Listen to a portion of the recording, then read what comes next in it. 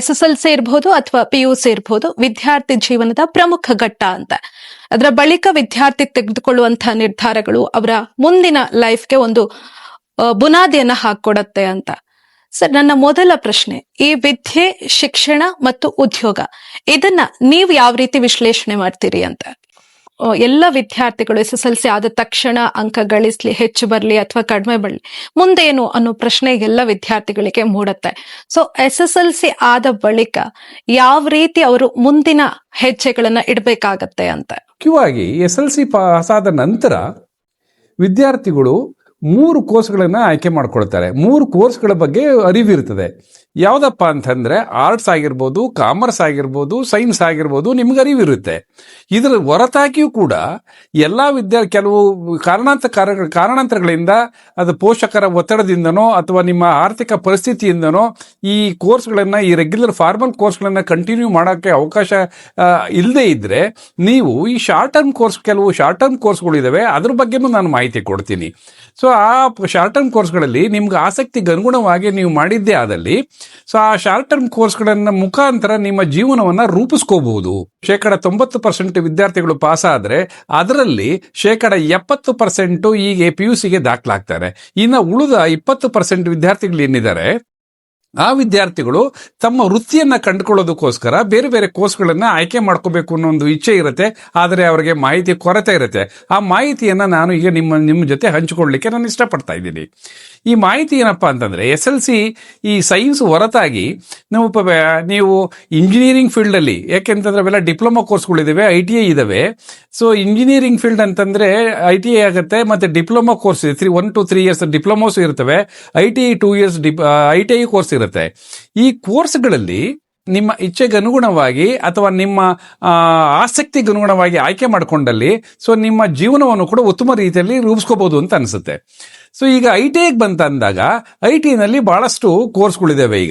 ಈಗ SSLC pass ಆದ ವಿದ್ಯಾರ್ಥಿಗಳು ಸೊ ITIಗೆ ಹೋಗ್ಬೇಕು ಅಂತಂದ್ರೆ, ಈಗ PUC ಹೊರತಾಗಿ ನೀವು ITIಗೆ ಹೋಗ್ಬೇಕು ಅಂತಂದ್ರೆ ಏನೆಲ್ಲ ಕೋರ್ಸ್ಗಳಿದಾವೆ ಅಂತ ಹೇಳಿದ್ರೆ ನಿಮಗೆ, ಈಗ ನಿಮ್ಗೆ ಆಟೋಮೊಬೈಲ್ ಇದೆ, ಬ್ಯೂಟಿಷಿಯನ್ ಕೋರ್ಸ್ ಇದೆ, ಕಂಪ್ಯೂಟರ್ ಹಾರ್ಡ್ವೇರ್ ಇದೆ, ಕಂಪ್ಯೂಟರ್ ಆಪರೇಷನ್ ಅಸಿಸ್ಟೆಂಟ್ ಇದಾವೆ, ಹಾಗೆ ಕಟ್ಟಿಂಗ್ ಅಂಡ್ ಟೈಲರಿಂಗ್ ಇದೆ, ಡೈರಿ ಇದೆ, ಡೆಸ್ಕ್ಟಾಪ್ ಪಬ್ಲಿಷಿಂಗ್ ಆಪರೇಟರ್ ಇದೆ, ಡೀಸೆಲ್ ಮೆಕ್ಯಾನಿಕ್ಸ್ ಇದೆ, ಡ್ರಾಫ್ಟ್ಮನ್ಸ್ ಇದೆ, ಎಲೆಕ್ಟ್ರಿಷಿಯನ್ಸ್ ಇದ್ದಾರೆ, ಎಲೆಕ್ಟ್ರಿಕ್ ಮೆಕ್ಯಾನಿಕ್ಸ್ ಇದ್ದಾರೆ, ಫ್ಯಾಷನ್ ಟೆಕ್ನಾಲಜಿಗೆ ಹೋಗ್ಬೋದು, ಹಾಗೆ ಫಿಟ್ಟರ್, ಟರ್ನರ್, ಪ್ಲಂಬರ್, ಹಾಗೆ ಫುಡ್ ಅಂಡ್ ವೆಜಿಟಬಲ್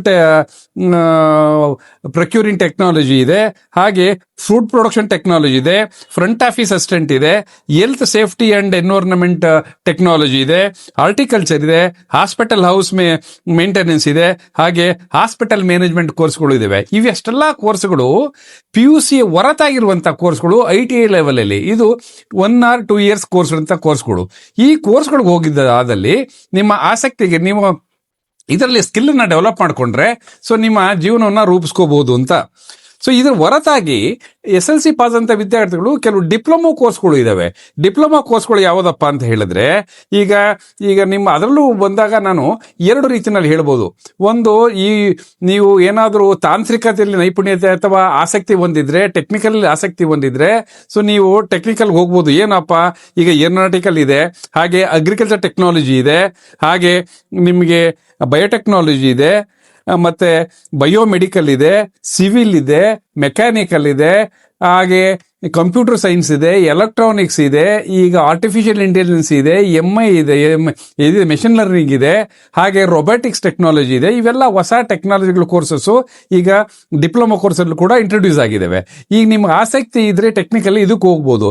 ಇಲ್ಲಪ್ಪ ನನಗೆ ಟೆಕ್ನಿಕಲ್ ಆಸಕ್ತಿ ಇಲ್ಲ, ನಾನು ಲೈಫ್ ಸೈನ್ಸ್ ಕಡೆ ಆಸಕ್ತಿ ಇದೆ, ನನ್ನ ಜೀವ ವಿಜ್ಞಾನದ ಬಗ್ಗೆ ನನಗೆ ಆಸಕ್ತಿ ಇದೆ, ನಾನು ಅದಕ್ಕೆ ಹೋಗ್ತೀನಿ ಅಂತಂದ್ರೆ ನಿಮಗೆ ಈ short term courses 1 to 3 years courses ಕೆಲವು ಇದಾವೆ. ಕೆಲವು ಕೋರ್ಸ್ಗಳು 1 year ಇರುತ್ತೆ, ಕೆಲವು ಕೋರ್ಸ್ಗಳು 2 years ಇರುತ್ತೆ, ಕೆಲವು ಕೋರ್ಸ್ಗಳು 3 years ಇರ್ತವೆ.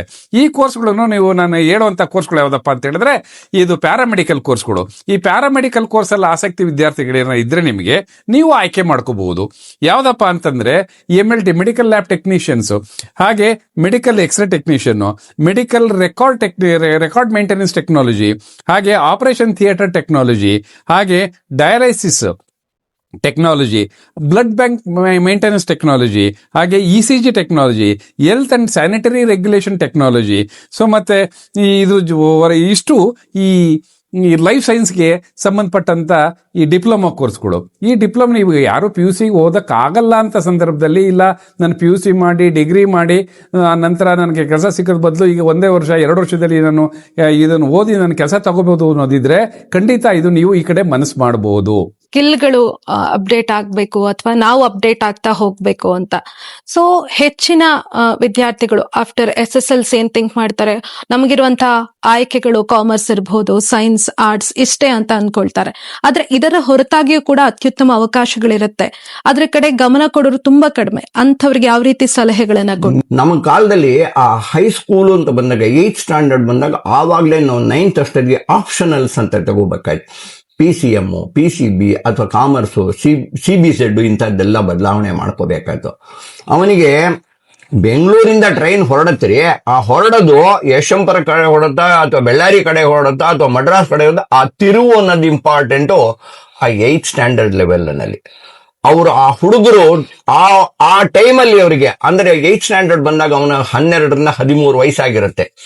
ಆವಾಗ ನಾವು ನೋಡ್ಕೋಬೇಕು. ಅಂದ್ರೆ ಒಬ್ಬ ನಮ್ಮ ಸರ್ CV ರಾಮನ್ ಯಾವತ್ತೂ ಹೇಳೋರು, ಇವಾಗ ತಾನೇ ನಾನು ಇಲ್ಲಿ ಬರಕ್ ಮುಂಚೆ ಸಾಕಷ್ಟು ವಿದ್ಯಾರ್ಥಿಗಳನ್ನು ನೋಡಿದೆ. ಅವಾಗ ಯಾವತ್ತು ಸರ್ CV ರಾಮನ್ ಹೇಳು, ಪ್ರತಿಯೊಬ್ಬನಲ್ಲೂ ಯಾವುದೋ ಒಂದು ಸ್ಟ್ರೆಂತ್ ಅಂತ ಇರತ್ತೆ, ಬಲ ಅಂತ ಇರತ್ತೆ. ಅದೇ ತರ ಪ್ರತಿಯೊಬ್ಬ ಒಂದು ವಿದ್ಯಾರ್ಥಿಗೂ ಒಂದು ಕೆಲವೊಂದು ವೀಕ್ನೆಸ್ ಅಂತಾನು ಇರುತ್ತೆ. ಅಂದ್ರೆ ಪೋಷಕರಾಗ್ಲಿ, ಒಬ್ಬ ಪ್ರಾಧ್ಯಾಪಕನಾಗ್ಲಿ, ಒಬ್ಬ ಮೇಷ್ಟ್ರಾಗ್ಲಿ, ಆ ಮಕ್ಕಳಿನಲ್ಲಿ ನಾವು ಗುರುತಿಸಬೇಕು ಯಾವುದು ಅಂತ.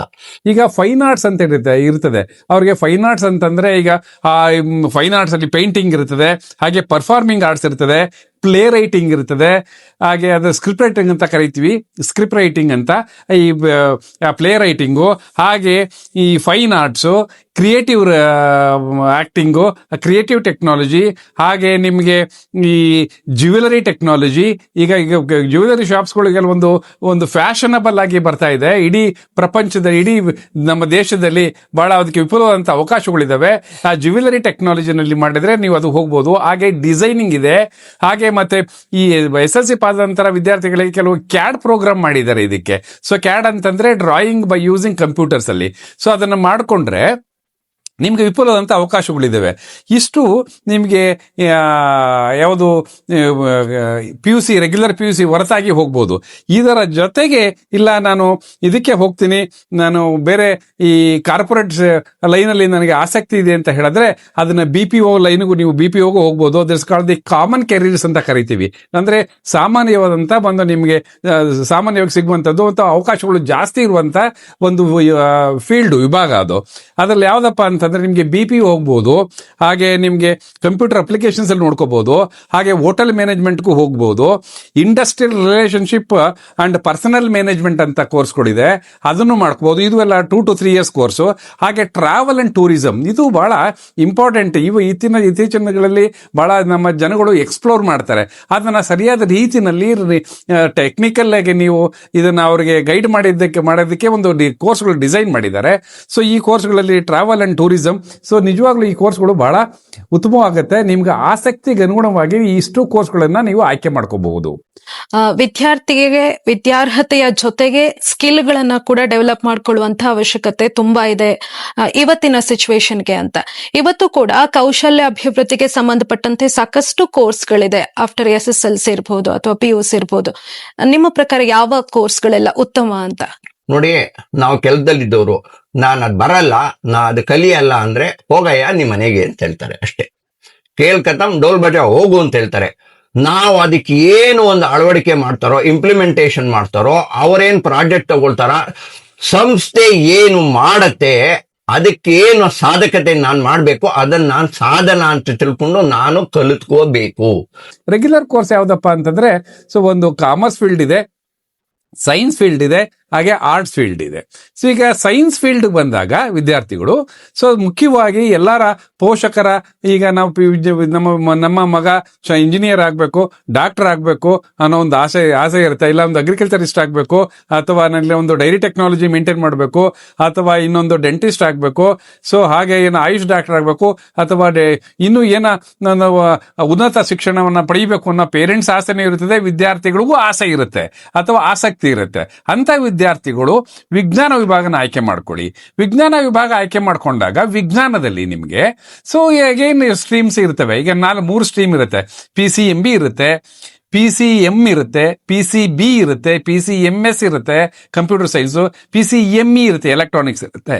ನನ್ನ ಅಡ್ವೈಸ್ ಅಂದ್ರೆ ನೀವು ಸೈನ್ಸ್ ತೆಗೆದುಕೊಂಡಾಗ ವಿದ್ಯಾರ್ಥಿಗಳು better to have a open options. PCMB is always better. ಯಾಕಪ್ಪ ಅಂತಂದ್ರೆ ಈಗ ಕಂಪ್ಯೂಟರ್ ಸೈನ್ಸ್ ಆಗ್ಬೋದು, ಎಲೆಕ್ಟ್ರಾನಿಕ್ಸ್ ಆಗ್ಬೋದು, ಇವೆರಡೂ ನಿಮ್ಮ ಮುಂದಿನ ಟೆಕ್ನಿಕಲ್ ಎಜುಕೇಶನ್ಗೆ ಯಾವುದೇ ರೀತಿಯಾದಂತ ಸಹಾಯ ಆಗೋದಿಲ್ಲ, ಹೆಲ್ಪ್ ಆಗೋದಿಲ್ಲ. ಇದು ಬೇಸಿಕ್ಸ್ ಅಷ್ಟೇ.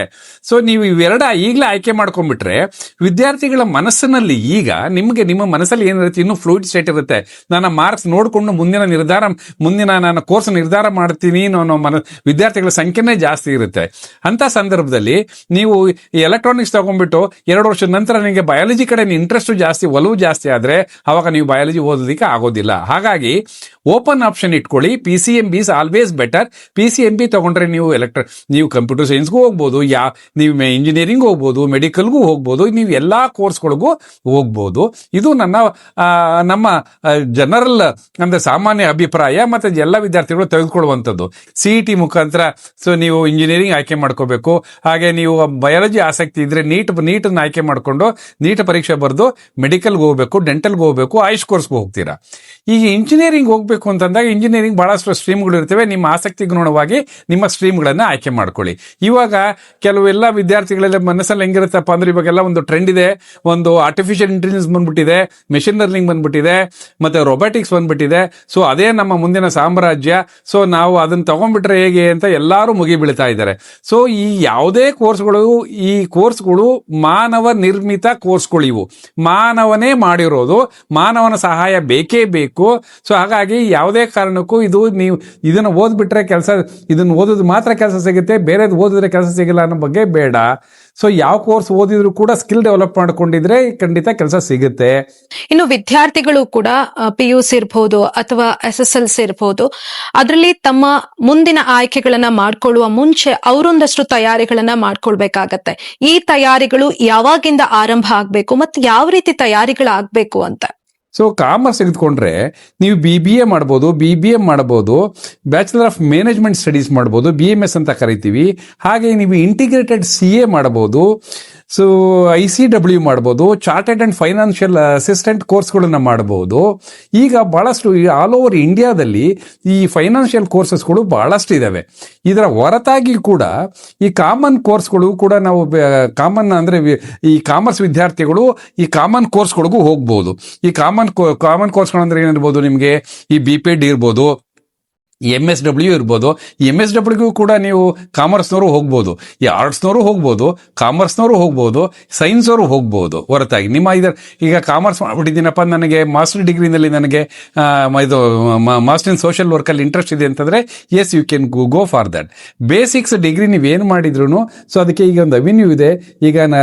ಈಗ ರಾಷ್ಟ್ರೀಯ ಒಂದು ನೀತಿ ಇದೆ, ಶಿಕ್ಷಣ ನೀತಿ ಇದೆ. ಆ ರಾಷ್ಟ್ರೀಯ ಶಿಕ್ಷಣ ನೀತಿ ಪ್ರಕಾರ ನೀವು ಯಾವ ಕೋರ್ಸ್ಗಳನ್ನ ಬೇಕಾದ್ರೂ ನೀವು ಆಯ್ಕೆ ಮಾಡ್ಕೋಬಹುದು. ಆದರೆ ಆಯ್ಕೆ ಮಾಡ್ಕೊಳ್ಳೋಕ್ಕಿಂತ ಮುಂಚೆ ನೀವು ಮೊದಲು ಬೇಸಿಕ್ಸ್ ಅಲ್ಲಿ ಅಂದ್ರೆ ಡಿಗ್ರಿ ಆಯ್ಕೆ ಮಾಡ್ಕೊಳ್ಳುವಾಗ ನಿಮ್ಮ ಆಸಕ್ತಿ ಸಬ್ಜೆಕ್ಟ್ ವಿಷಯನ ಮಾತ್ರ ಆಯ್ಕೆ ಮಾಡ್ಕೊಳ್ಳಿ. ಅದರ ನಂತರ ನೀವು ಯಾವುದು ಇಂಟ್ರೆಸ್ಟ್ ಡೆವಲಪ್ ಆದ್ರೆ ಇನ್ನೊಂದು ಕೋರ್ಸ್ಗಳನ್ನ ನೀವು ಆಯ್ಕೆ ಮಾಡ್ಕೋಬಹುದು. ಒಂದಷ್ಟು ವೃತ್ತಿಪರ ಕೋರ್ಸ್ಗಳು ಕೂಡ ಇದೆ, ಅದ್ರ ಬಗ್ಗೆ ತುಂಬಾ ನಾಲೆಜ್ ಕೆಲವರು ವಿದ್ಯಾರ್ಥಿಗಳಿಗೆ ಕಮ್ಮಿ ಇರುತ್ತೆ. ಸೊ ಈ ರೀತಿಯ ಕೋರ್ಸ್ಗಳು ಎಷ್ಟು ಹೆಲ್ಪ್ಫುಲ್, ಯಾವ ರೀತಿ ಕೋರ್ಸ್ಗಳನ್ನ ಆಯ್ಕೆ ಮಾಡ್ಕೊಳ್ಬಹುದು ವಿದ್ಯಾರ್ಥಿಗಳು ಅಂತ? Skill development, Karnataka state skill development corporation ಇದೆ, KSDC ಇದೆ. ಈ KSDC ನಲ್ಲಿ ಸೊ ನಮ್ಮ ಕರ್ನಾಟಕದಲ್ಲಿ ಸರ್ಕಾರದ ಮುಖಾಂತರ ಇದೇ ರೀತಿ ಶಾರ್ಟ್ ಟರ್ಮ್ ಕೋರ್ಸಸ್ಗಳನ್ನ ಟ್ರೈನಿಂಗ್ ನೀಡ್ತಾ ಬಂದಿದ್ದಾರೆ. ಸೊ ಅದಕ್ಕೆ ಪ್ರಾಯೋಜಕತ್ವನೂ ಇದೆ, ಅದನ್ನ ಸ್ಪಾನ್ಸರು ಮಾಡ್ತಾರೆ. ಮಾಡ್ತಾ ಇದ್ದಾರೆ. ಸೊ ಅದನ್ನ ನೀವು ಆ ವೆಬ್ಸೈಟ್ಗೆ ಹೋದ್ರೆ, KSDC ವೆಬ್ಸೈಟ್ ಮತ್ತೆ NSDC ವೆಬ್ಸೈಟ್ಗೆ ಹೋದ್ರೆ ನಿಮಗೆ abundance of the branches you can C.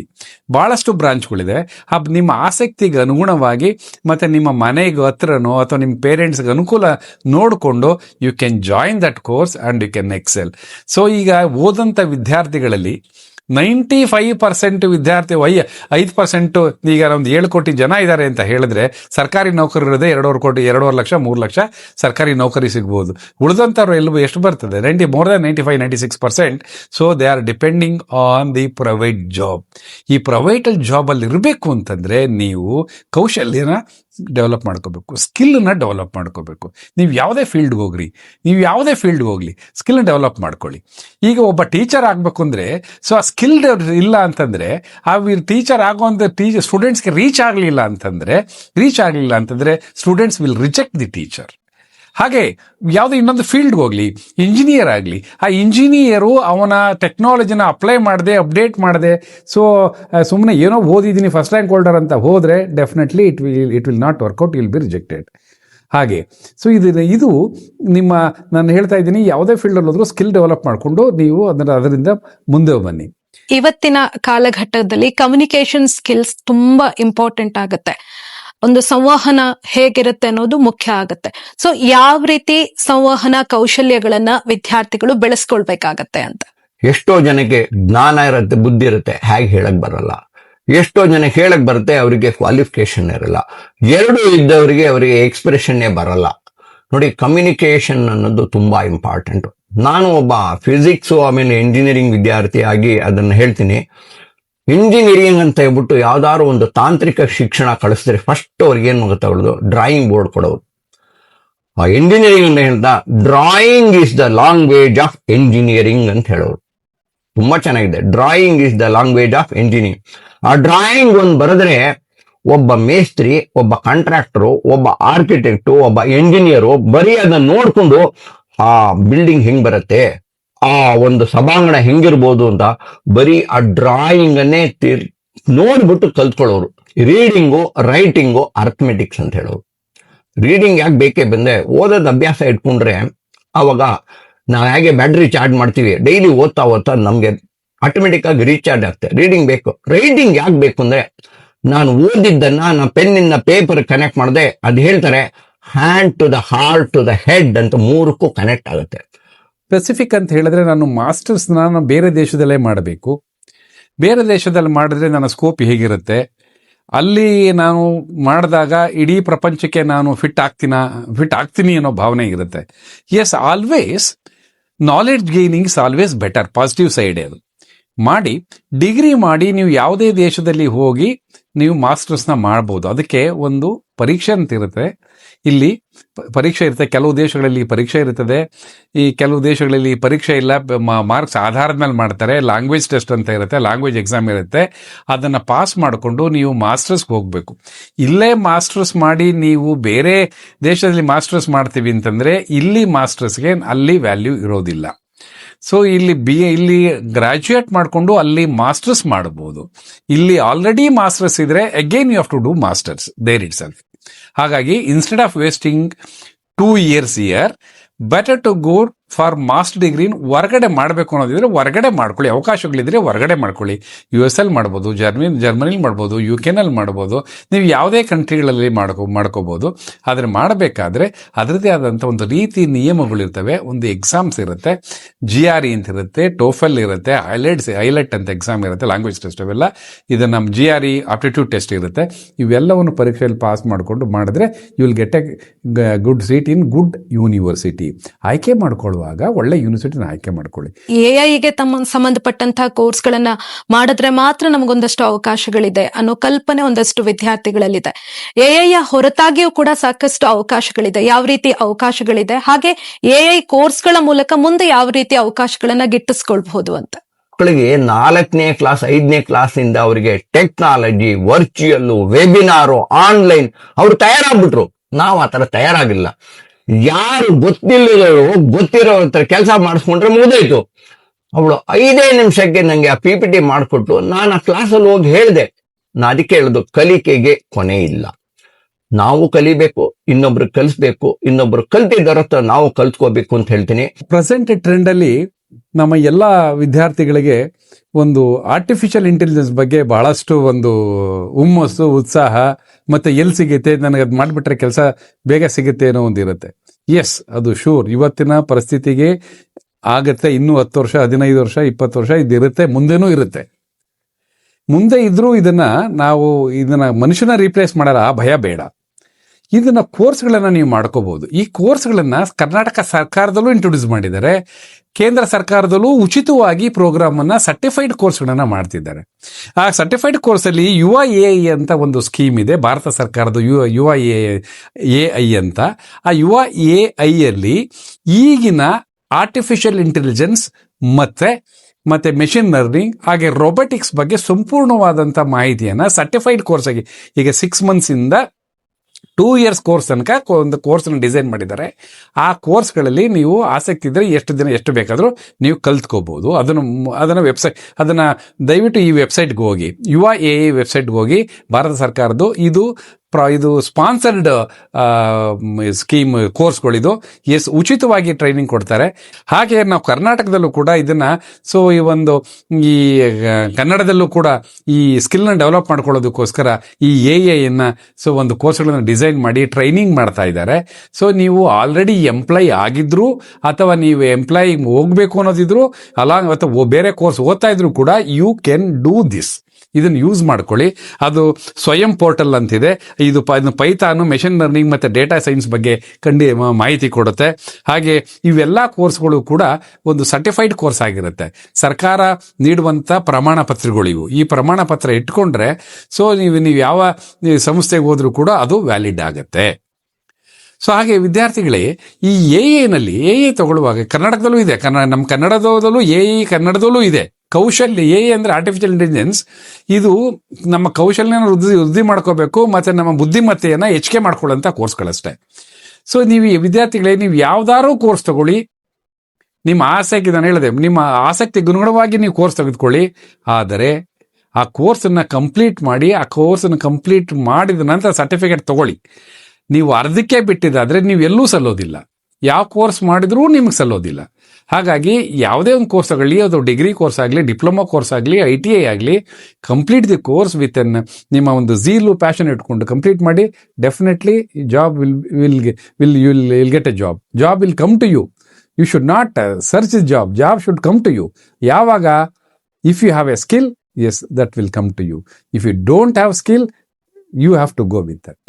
Work from home ಅಂತ ಬಂದಿರೋದು ಸಾಕಷ್ಟು ಹೆಣ್ಮಕ್ಳಿಗೆ ಬೆನಿಫಿಟ್ ಆಗಿದೆ. ಆಮೇಲೆ ಹೆಣ್ಮಕ್ಳಲ್ಲಿ ಆ ಅರ್ನಿಂಗ್ ಕೆಪಾಸಿಟಿನೂ ಜಾಸ್ತಿ ಆಗಿದೆ. When compared to boys, women folk are earning better than the even men ಅಂತ ಬಿಟ್ಟು ನಾನು ನಿಮ್ಮ ಪ್ರಶ್ನೆಗೆ ನಾನು ಹೇಳ್ತೀನಿ. ಇವಾಗ ಗ್ರಾಮೀಣದಲ್ಲೂ ಎಷ್ಟೋ ಕಡೆ ಇವಾಗ ಕಂಪನಿಗಳ ಈ ತರ IT ಕಂಪನೀಸ್ಗಳು, ಸಾಫ್ಟ್ವೇರ್ ಕಂಪನೀಸ್ ಅಲ್ಲಿ ಹೋಗಿ ಸ್ಟಾರ್ಟ್ ಮಾಡ್ತಾ ಇರೋದೆ. ಈಗಿನ ಕಾಲದಲ್ಲಿ ಮುಂಚೆ ಹೇಳೋರು ವರ್ಲ್ಡ್ ಈಸ್ ರೌಂಡ್ ಅಂತ, ಇಲ್ಲ, ವರ್ಲ್ಡ್ ಈಸ್ ಫ್ಲಾಟ್ ಅಂತ ಹೇಳ್ತೀನಿ. ಸೊ ವರ್ಲ್ಡ್ ಈಸ್ ಫ್ಲಾಟ್ ಅಂದ್ರೆ ಇವಾಗ ಒಂದ್ ಕ್ಲಿಕ್ ಮಾಡಿದ್ರೆ ಎಲ್ಲ ಪ್ರಪಂಚ ಎಲ್ಲಿ ಬೇಕಾದ್ರು ಕಾಣುತ್ತೆ. ವೆದರ್ ಹೆಸರು ಘಟ್ಟ ಇರ್ಬೋದು, ಮನೆಯರ್ ಘಟ್ಟ ಇರ್ಬೋದು, ಯಾವ ಘಟ್ಟ ಬೇಕಾದ್ರು ಇರ್ಲಿ, ಎಲ್ಲರೂ ಎಲ್ಲಿ ಬೇಕಾದ್ರು, ಹೆಣ್ಮಕ್ಳಾಗ್ಲಿ ಗಂಡ್ ಮಕ್ಳಾಗ್ಲಿ ಸಮಾನತೆಯಲ್ಲಿ ಈಕ್ವಲ್ ರೈಟ್ಸ್ ಅಂತಾರಲ್ಲ, ಎಜುಕೇಶನ್ಗೂ ಇದೆ, ಎಂಪ್ಲಾಯ್ಮೆಂಟ್ಗೂ ಇದೆ, ಎಂಪವರ್ಮೆಂಟ್ಗೂ ಇದೆ. ಓಕೆ ಸರ್, SSLC ಹಾಗೂ PUC ನಂತರ ವಿದ್ಯಾರ್ಥಿಗಳಿಗೆ ಯಾವ ರೀತಿ ಅವಕಾಶಗಳಿದೆ, ಆಯ್ಕೆಗಳಿದೆ, ಜೊತೆಗೆ ಆಯ್ಕೆ ಮಾಡ್ಕೊಳ್ಳುವಂತಹ ಸಂದರ್ಭದಲ್ಲಿ ಯಾವ ರೀತಿ ಸಿದ್ಧತೆಗಳನ್ನ ಮಾಡ್ಕೊಳ್ಬೇಕಾಗತ್ತೆ, ಶಿಕ್ಷಕರು, ಹೆತ್ತವರ ಪಾತ್ರ ಏನು, ಈ ಎಲ್ಲ ವಿಚಾರಗಳ ಬಗ್ಗೆ ತುಂಬಾ ಚೆನ್ನಾಗಿ ತಿಳಿಸ್ಕೊಟ್ರಿ. ಧನ್ಯವಾದಗಳು. ಧನ್ಯವಾದ. ಈ ಒಂದು ದೂರದರ್ಶನ ಚಂದನ ವಾಹಿನಿಯು ಒಂದು ಕಂಪ್ಲೀಟ್ ಮಾಹಿತಿಯನ್ನು, ಒಂದು ಪ್ಯಾಕೇಜನ್ನು ನಿಮಗೆ ಒದಗಿಸಿದೆ. ಇದನ್ನ ನೋಡಿಕೊಂಡು ನಿಮ್ಮ ಮಾರ್ಗವನ್ನು ನೀವು ಕಂಡಿಡ್ಕೊಳ್ಳಿ ಅಂತ ಹೇಳ್ತಾ, ಸೊ ನಾನು ನಿಮ್ಗೆಲ್ರಿಗೂ ಒಳ್ಳೇದಾಗ್ಲಿ. All the best. ವೀಕ್ಷಕರೇ, ಮುಂದಿನ ಸಂಚಿಕೆಯಲ್ಲಿ ಮತ್ತೊಂದು ವಿಚಾರದೊಂದಿಗೆ ಭೇಟಿಯಾಗೋಣ. ನಮಸ್ಕಾರ. ನಮ್ಮ ಚಂದನ ಮಂಥನ ಕಾರ್ಯಕ್ರಮವನ್ನ ನೀವು DD ಚಂದನ ನ್ಯೂಸ್ ಯೂಟ್ಯೂಬ್ ವಾಹಿನಿ, ಹಾಗೆ X ಖಾತೆ, ವಾಟ್ಸ್ಆಪ್, ಫೇಸ್ಬುಕ್, ಇನ್ಸ್ಟಾಗ್ರಾಂ ಮೂಲಕವೂ ವೀಕ್ಷಣೆ ಮಾಡಬಹುದು. ಸತ್ಯ, ಸಮರ್ಥ, ಸಂಪೂರ್ಣ ಸುದ್ದಿಗಾಗಿ ವೀಕ್ಷಿಸಿ ಚಂದನ ವಾರ್ತೆ.